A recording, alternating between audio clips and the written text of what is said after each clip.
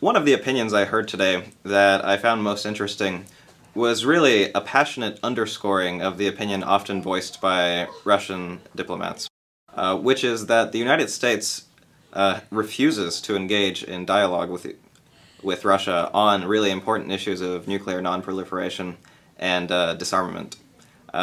These ideas have been expressed many times over, but to hear it from, as it were, the horse's mouth has been a really great experience, and it really does underscore that this is a critical issue. I think to a large extent there's a lot to be said about these frustrations.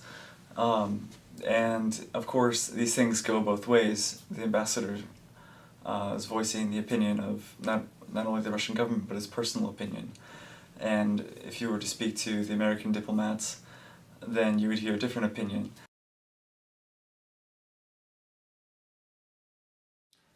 As a conference interpretation student focusing on Russian and English, nuclear weapons, nuclear nonproliferation, and the treaties concerning those things are of critical importance to the work that I'll be doing in the future.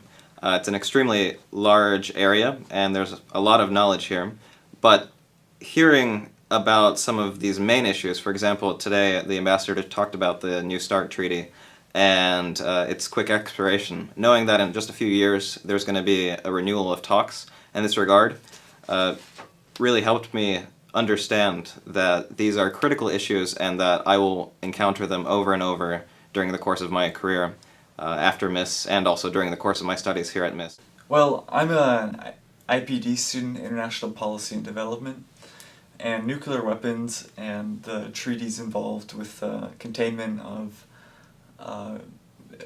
nuclear weapons and weapons of mass destruction is a huge part of development studies.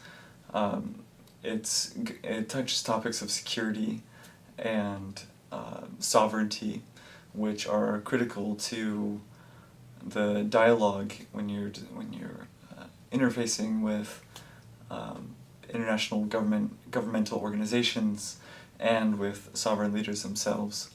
So it's very important to understand these issues, not only for those practitioners of non-proliferation studies, but also for anybody who's looking to engage in diplomacy with foreign states.